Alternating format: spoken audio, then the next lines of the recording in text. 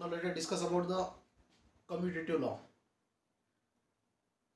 In this case, we have to show that triangle law obeys commutative law of vector addition. Triangle law of vector addition is that third side is equal to sum of two sides. Third side is equal to sum of two sides. लेकिन हम लोग third side is equal to sum of two sides कैसे लेते हैं? तो जैसे हम लोग यहां पर एक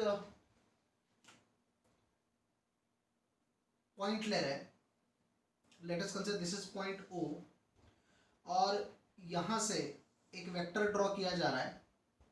समझ लो कि ये वेक्टर A है और एक दूसरा वेक्टर ड्रॉ किया जा रहा है, and let us consider this is vector B. So small a is the first vector and small b is the second vector. Let us consider O P is the first side and PQ is the second side. These are the two sides of a triangle and these sides are represents two vectors. That means these two vectors, vector A and vector B, are represented in magnitude and direction by two sides of a triangle. Then third side is the resultant of these two vectors. So how to draw the third side, that means third vector? You have to start, or we can say we have to draw a third side, or we can say third vector from the starting point of the first vector to the end point of the second vector. First vector का starting point हुआ O और second vector का starting point ending point हुआ Q. तो आपको O से लेकर Q point तक एक वेक्टर ड्रॉ करना है, जिस वेक्टर को मैं यहां पर वेक्टर C से डिनोट कर रहा हूं. So vector C becomes the resultant vector of these two vectors. So vector A and vector B are represented in magnitude and direction by two sides of a triangle. Then third side of a triangle is the resultant of these two vectors, vector A and vector B. लेकिन इसमें आपको एक बात ध्यान में रखना पड़ेगा कि जो दो वेक्टर ले रहे हो उसको ऑर्डर में लेना पड़ेगा. Two vectors are represented in magnitude and direction by two sides of a triangle taken in order. मतलब आप O से लेकर P ये वेक्टर ले रहे हो तो दूसरा वेक्टर P से स्टार्ट होना चाहिए, तो P से लेकर Q के तरफ जाएगा. मतलब आपका OP और PQ, मतलब वेक्टर A और वेक्टर B, ये दोनों जो है वो सेम डायरेक्शन में जा रहे हैं, मतलब ऑर्डर में जा रहे हैं. सेम डायरेक्शन नहीं बोल देंगे अपन, ऑर्डर में जा रहे हैं. लेकिन ये जो वेक्टर है ये वेक्टर आपका ऑर्डर में नहीं है. आप लोग देखो यहां से आप O से P गए, P से Q गए, लेकिन Q से O नहीं आ रहे हो, ये जा रहा है O से Q के तरफ. तो ये जो वेक्टर होता है वेक्टर से, ये रिजल्टेंट कहलाता है. तो triangle law of vector addition में रिजल्टेंट कहां से स्टार्ट होता है? It is drawn from the starting point of the first vector to the end point of the second vector and it becomes the resultant. So in this case we can write vector OQ is equal to vector OQ is equal to vector OP plus vector PQ. That means here we can write vector C is equal to vector A plus vector B. Now this is about the triangle of vector addition. ये triangle of vector addition का result हुआ. Now in this case we have to show that this triangle law obeys the commutative law of vector addition. So what is the commutative law? तो commutative law का मैं एक example देता हूं. जैसे एक सिंपल अगर अरिथमेटिक रूल अप्लाई किया जाए तो हम लोग 5 + 3 को 3 + 5 लिख सकते हैं. We can write 5 + 3 = 3 + 5. क्या हुआ यहाँ पर? यहाँ पर जिस जगह पर 5 है इस जगह पर 3 आ गया, और जिस जगह पर 3 है उस जगह पर 5 आ गया, बट रिजल्ट रिमेन्स सेम. यहाँ पर 5 + 3 8 होता है, यहाँ पर भी 3 + 5 8 होता है. इसका मतलब दोनों का जो रिजल्टेंट है वो रिजल्टेंट सेम है, सिर्फ हमने क्या किया, इनका पोजीशन चेंज कर दिया.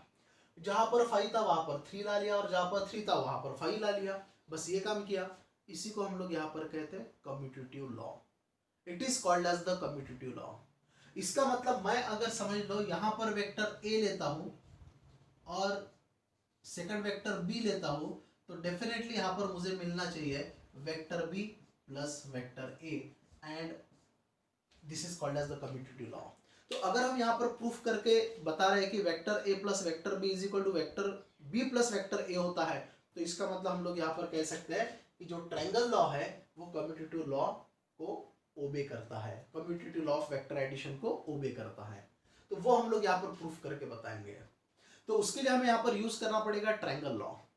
ट्रायंगल लॉ मतलब यहाँ पर जैसे मैंने बताया, तो यही वाला लॉ जो है वहां पर यूज करना पड़ेगा।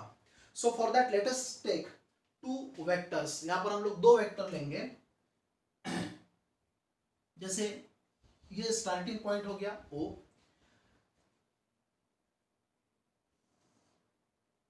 this is first vector. Let us consider this is OP and it is denoted by vector A. तो ये जो वेक्टर OP है इसको मैंने वेक्टर A लिया। Then after we have to take another vector,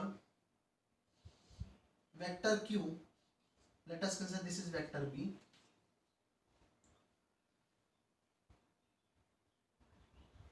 We have to draw a parallelogram.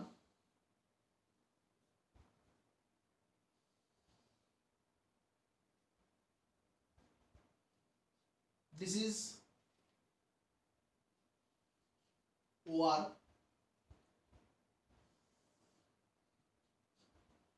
and this is RQ.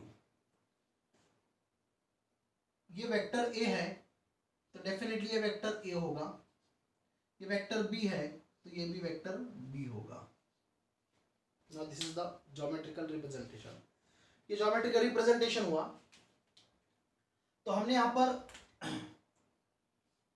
एक vector लिया vector OP जो वेक्टर A है। Therefore vector OQ vector OR is equal to ये vector OP is equal to vector A। Therefore vector RQ is vector A। Vector PQ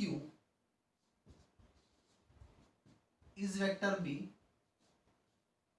and therefore vector OR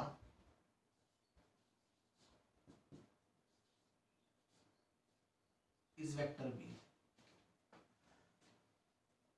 Now we have to draw a diagonal OQ. So in this case, let us consider vector OQ is equal to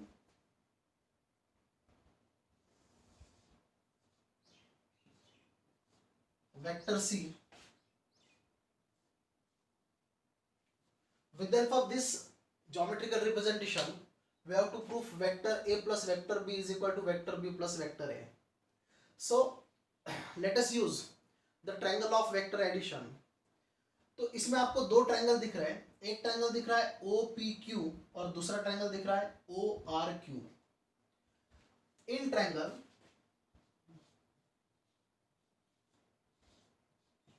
OPQ using triangle of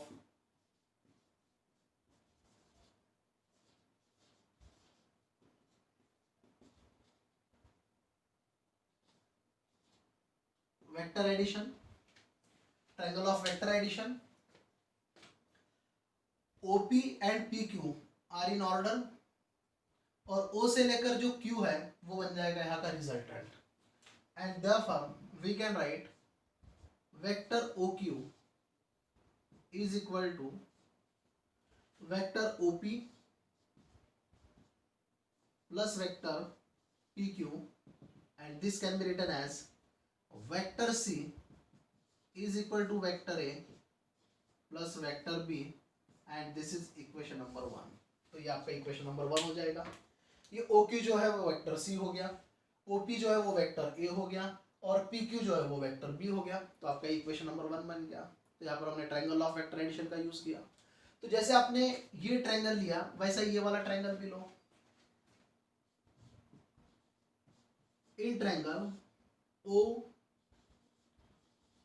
are Q, again using triangle of vector addition,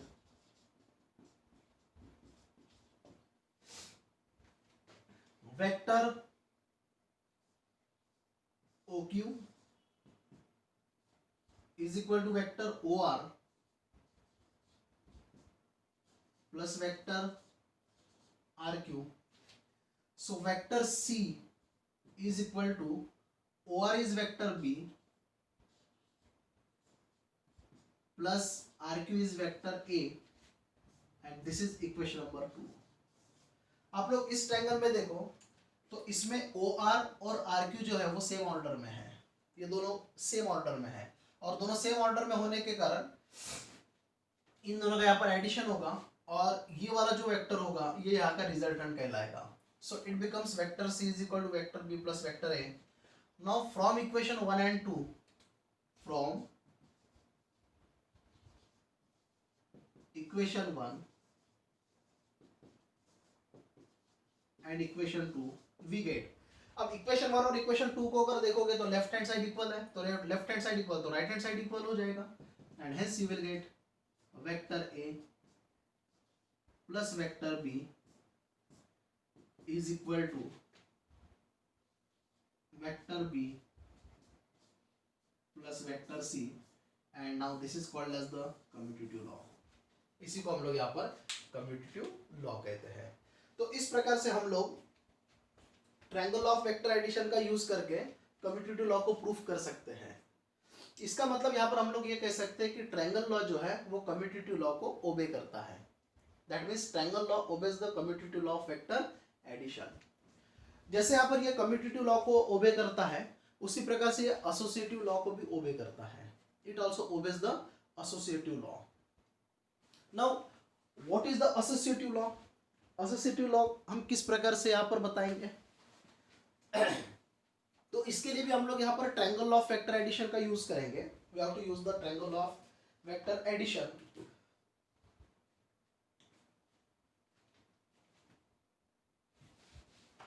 So for that, again we have to do the geometrical construction for the associative law.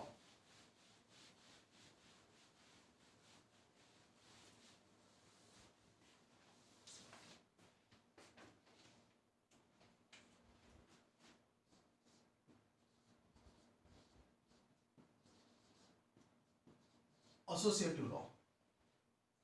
So what is associative law? So for that, let us take three vectors. हमको यहाँ पर 3 vector लेना है.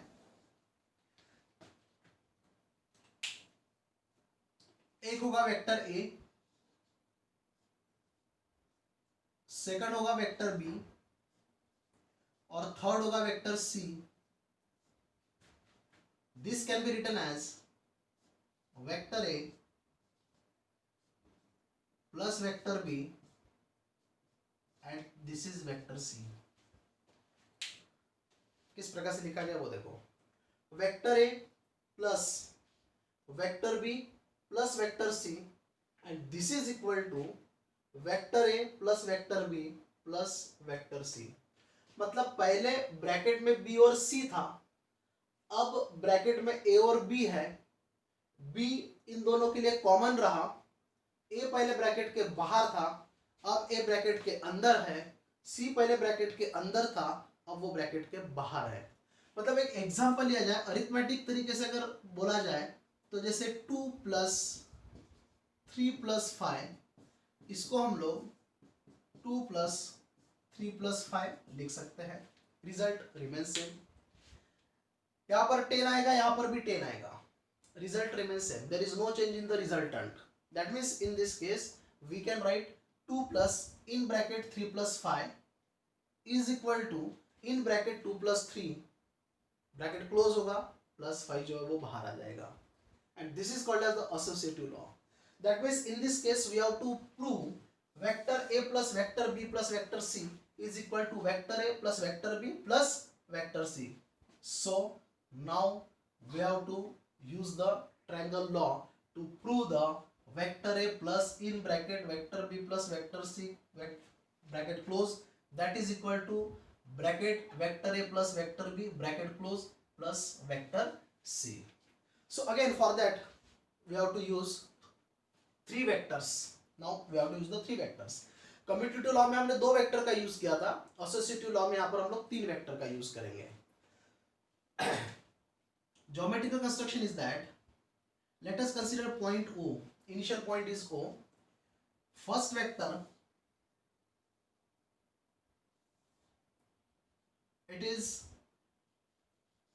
given by OM.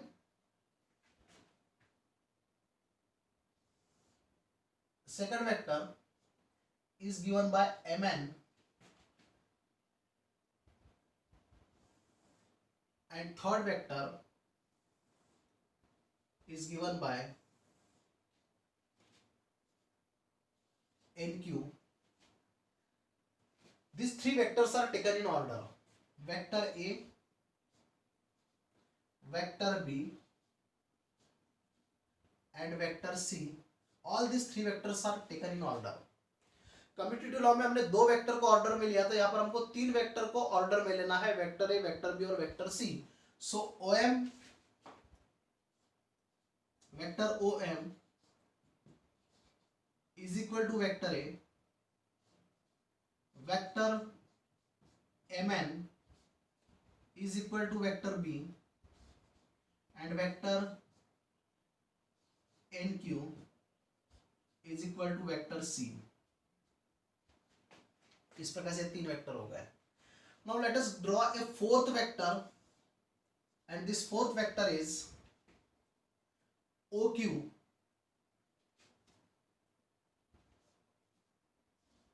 and this vector is denoted by vector R. Let us consider this is vector R. Now according to this we can write vector R is the resultant. ये vector R जो है वो resultant हुआ. But in this case we have to prove the associative law. So before finding vector R, let us draw two diagonals. Draw diagonals ON and MQ.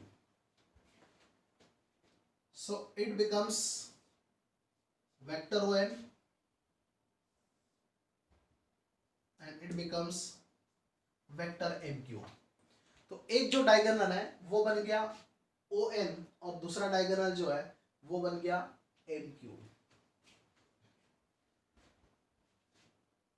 Now in this case, before finding vector R, let us find out the diagonals by using the triangle of vector addition. हम लोग यहाँ पर पहले diagonal find out करेंगे.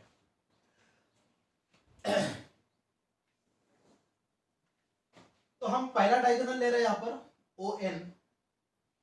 तो diagrammatical representation ये हुआ, आपने यहाँ पर पॉइंट O लिया, ये हुआ N,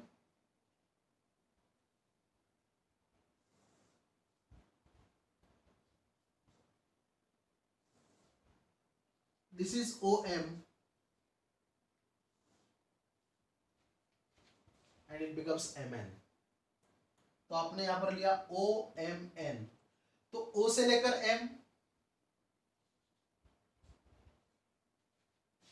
M से लेकर N, and here you have to find the ON. So using triangle law,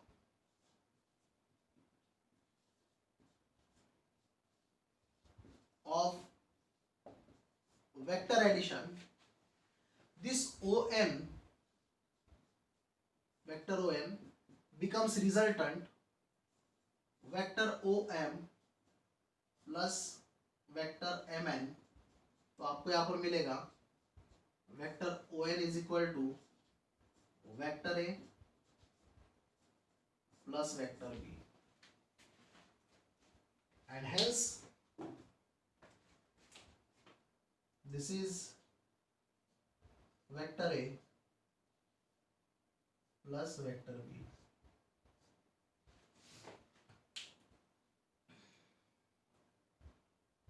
अब आपको vector A plus vector B मिला।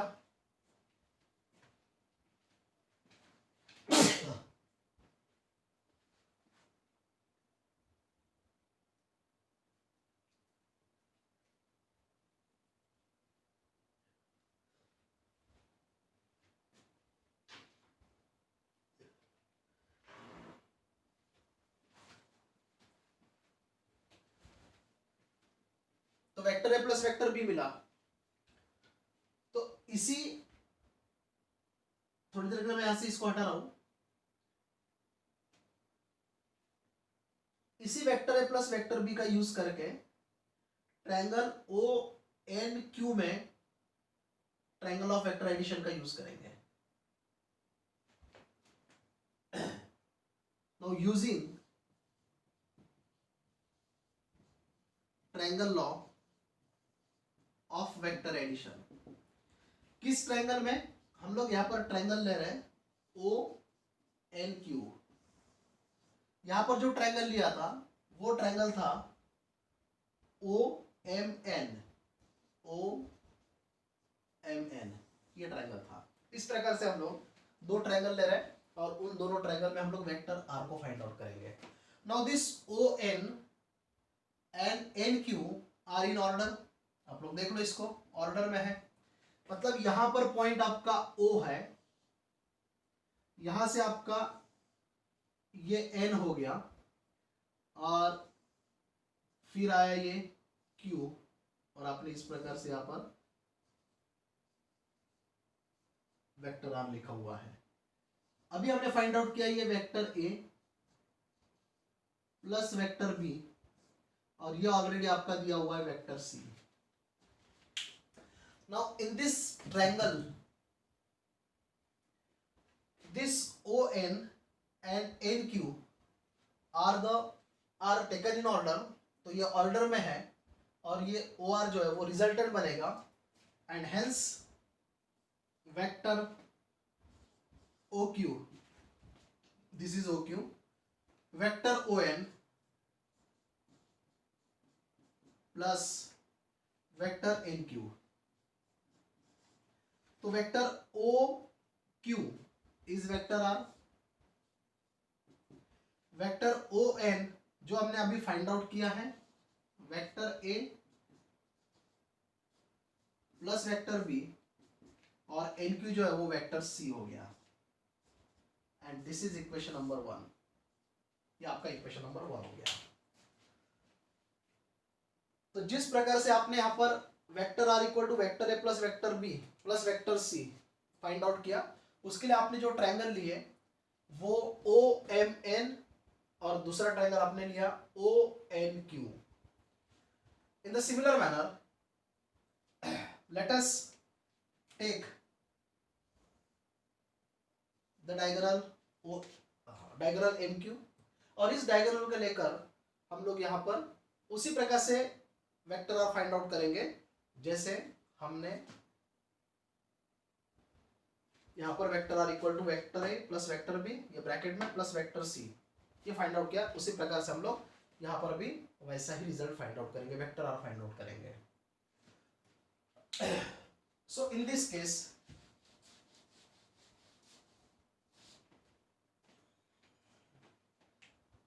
Late us take triangle M N Q. तो एम यहां पर है, this is M point, N point,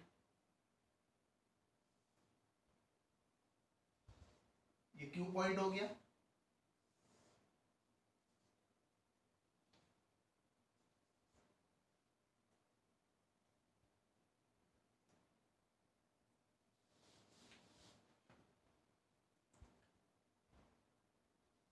this is point M, this is point N, and this is point Q.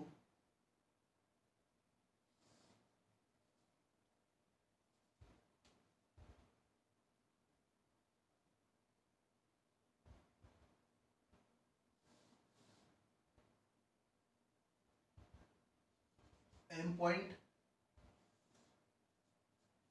N point,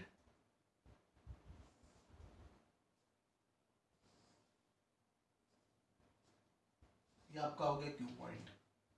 तो Mn vector B हुआ, NQ vector C हुआ, और आपको यहाँ पर डायगोनल NQ निकालना है। So in this case also we have to using triangle law of vector addition। तो ट्रायंगल कौन सा लिया आपने? ट्रायंगल MNQ, ये ट्रायंगल लिया। In this case MQ is the resultant, MQ resultant हो गया, MN फर्स्ट साइड और NQ जो है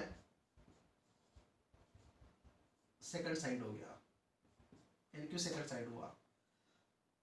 Here you will get vector MQ is equal to Mn is vector B and NQ is vector C। तो आपको diagonal मिल गया। तो आपको डायगोनल कौन सा मिला? डायगोनल मिला vector B plus vector C, ये मिल गया। थोड़ी देर के लिए इसको हटा लो यहां से। तो अब आपके पास में सेकंड ट्रायंगल है OMQ। In this case this is O, this one is M,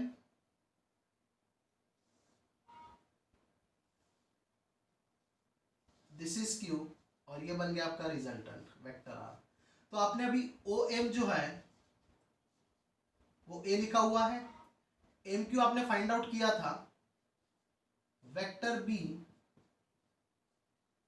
plus vector C। Again here you have to using triangle law of vector addition। यहाँ पर ट्रायंगल ऑफ वेक्टर एडिशन का अगर use करेंगे तो OQ जो है वो बनेगा resultant, first side is OM and second side is MQ। So vector OQ is vector R, vector OM is vector A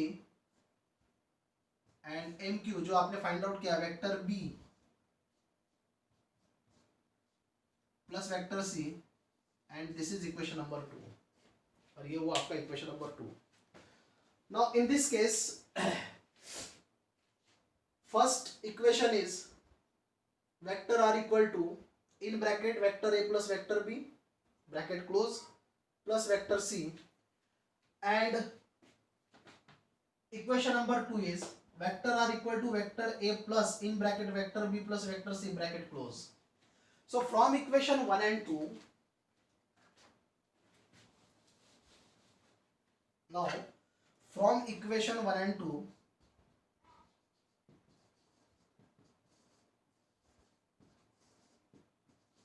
we get दोनों का लेफ्ट हैंड साइड इक्वल है R R, तो राइट हैंड साइड भी यहां पर equal हो जाएगा, and hence vector A plus vector B plus vector C is equal to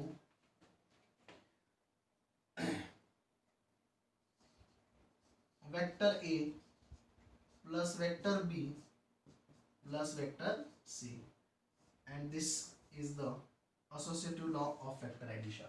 ये हो गया आपका एसोसिएटिव लॉ। मैंने इक्वेशन नंबर 2 का राइट हैंड साइड पहले लिया और इक्वेशन नंबर 1 का राइट हैंड साइड बाद में लिया, सेम ओनली। तो इस प्रकार से वेक्टर A प्लस, तो ब्रैकेट में B और C आ गया, यहाँ पर A और B ब्रैकेट में और C बाहर आ गया। पहले A बाहर था, अब C बाहर है, बी दोनों के लिए कॉमन है।